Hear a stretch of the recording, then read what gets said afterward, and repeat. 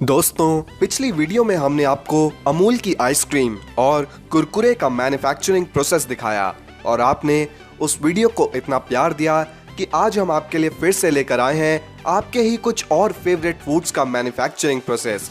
इस वीडियो में हम आपको दिखाने वाले हैं कि आपकी मनपसंद मैगी नूडल्स फैक्ट्री में किस तरह बनती है और साथ में देखेंगे कि अमूल चॉकलेट्स कैसे बनती हैं। सिर्फ यही नहीं, इस वीडियो में आपको और भी कमाल के पैक्ड फूड्स का मैन्युफैक्चरिंग प्रोसेस देखने को मिलने वाला है। तो तैयार हो जाइए हमारे साथ इस स्वादिष्ट सफर पर चलने के लिए। अमूल का नाम सुनते ही सबके मुंह में पानी आने लगता है, पर क्या आपको पता है ये कंपनी भारत में सबसे ज्यादा डार्क चॉकलेट्स बनाने वाली कंपनी है। अमूल चॉकलेट्स बनाने का प्रोसेस शुरू होता है हाई क्वालिटी कोकोआ सीड्स को साउथ अमेरिका, अफ्रीका और एशिया से इंपोर्ट करके। ये कोकोआ का फल ही होता है जिससे चॉकलेट बनाई जाती है। सबसे पहले इस फल में से कोकोआ बीन्स को निकालकर उन्हें फर्मेंट करा जाता है। इसके बाद इन्हें धूप में कुछ दिन सुखाकर फैक्ट्री भेज दिया जाता है। यहाँ ये बीन्स रोस्ट करी जाती हैं जिससे इनमें फ्लेवर आता है और फिर इनका पाउडर बना लिया जाता है। पर अभी पूरा काम नहीं हुआ। अब इस पाउडर को चॉकलेट चिप्स का आकार दिया जाता है और फिर पैकेट्स में भरकर इन्हें अलग अलग कंट्रीज में एक्सपोर्ट किया जाता है। अमूल फैक्ट्री पहुंचने के बाद कोकोआ चिप्स को बटर और शुगर में मिक्स किया जाता है, जिसके बाद इसका एक पेस्ट बनकर तैयार हो जाता है। इस पेस्ट को 3 मशीन्स के थ्रू पास कराया जाता है ताकि चॉकलेट को उसका स्मूथ टेक्सचर मिले। इस स्मूथ चॉकलेट को मोल्ड्स में डालकर फ्रीजर्स में रख दिया जाता है। जब ये चॉकलेट्स बनकर एकदम रेडी हो जाती हैं, तब इनको एक मशीन इनके मोल्ड से निकाल देती है और दूसरी मशीन इन चॉकलेट्स को रैप कर देती है।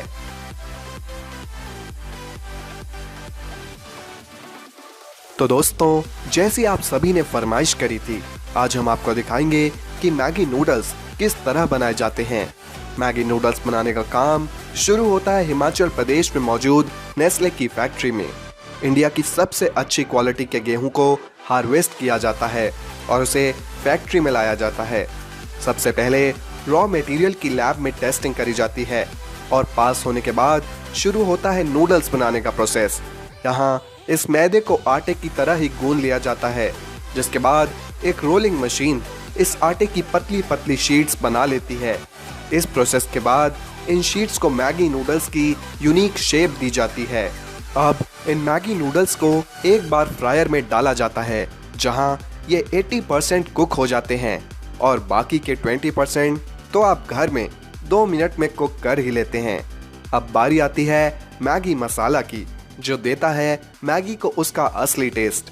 तो मैगी मसाला बनाने के लिए एक मशीन में ginger powder, garlic powder, onion powder और कई सारे स्पेशल इंग्रेडिएंट्स जो नेस्ले कंपनी ने आज तक रिवील नहीं करे हैं, वो सभी एक टम्बलर में ब्लेंड करे जाते हैं। इस पाउडर को पैक कर कर हर एक मैगी के पैकेट में डाल दिया जाता है, जिसके बाद इन्हें रिटेल शॉप्स तक पहुंचा दिया जाता है। हम सभी को केचप खाना तो बहुत पसंद होता ही है और हम इंडियंस हर फास्ट फूड के साथ केचप खाते भी हैं। तो आइए देखते हैं कि केचप आखिर बनता कैसे है। सबसे पहले टोमेटोज को फार्म से लेकर बड़े बड़े ट्रक्स में भरा जाता है। इन टोमेटोज को फिर एक हाइड्रोलिक बेल्ट पर रखकर अच्छे से धोया जाता है, जिसके बाद इन सभी टमाटरों को फिर दोबारा एक कन्वेयर बेल्ट से गुजारा जाता है। यहाँ सारे खराब टमाटरों को एक मशीन अलग कर देती है। इस प्रोसेस के बाद टोमेटोज को एक स्टीमर के थ्रू भेजा जाता है, जहां इनकी स्किन अलग हो जाती है और फिर ये टोमेटोज रेडी हो जाते हैं ब्लेंड होने के लिए। अब एक बड़े से ड्रम में इस टोमेटो पल्प को चीनी, विनेगर और कई तरीकों के मसालों के साथ मिक्स करा जाता है और इसके बाद तैयार हो जाता है शानदार केचप, जिसका स्वाद आप कभी नहीं भूलते। अब इस केचप को बॉटल्स में फिल करके शॉप्स में भेज दिया जाता है। च्युइंगम बनाने का सफर शुरू होता है गम बेस से, जो प्लास्टिक और सिंथेटिक मटेरियल से बना होता है। इसमें फ्लेवरिंग और कलर ऐड करने के बाद इस पेस्ट को एक बड़े कंटेनर में डालकर उसको स्ट्रेच किया जाता है। इसके अलावा च्युइंग गम में ग्लूकोज सिरप भी मिलाया जाता है, जिसकी वजह से च्युइंग गम सॉफ्ट रहती है और उसको खाने में आपको एक यूनिक टेस्ट मिलता है। इन सभी इंग्रेडिएंट्स को करीब आधे घंटे तक अच्छे से मिक्स किया जाता है और इसके दौरान जो हीट पैदा होती है उससे च्युइंग गम को वो अमेजिंग स्ट्रेची टेक्सचर मिलता है। अब इस मिक्सचर को एक्सट्रूडर में डाला जाता है, जहां ये मशीन इसकी लंबी स्ट्रिप्स काट देती है और इसके बाद इन स्ट्रिप्स को फ्रीजर के थ्रू पास कराया जाता है। फ्रीजर से पास करके च्युइंग गम रैपर से चिपकती नहीं है और लास्ट स्टेज होती है इसको रैप करके हम सभी तक पहुंचाने की। ये मशीन 1 मिनट में 900 च्युइंग गम तैयार कर देती है। तो कैसा लगा आपको च्युइंग गम बनाने का प्रोसेस? कमेंट्स में लिखकर हमें जरूर बताइएगा।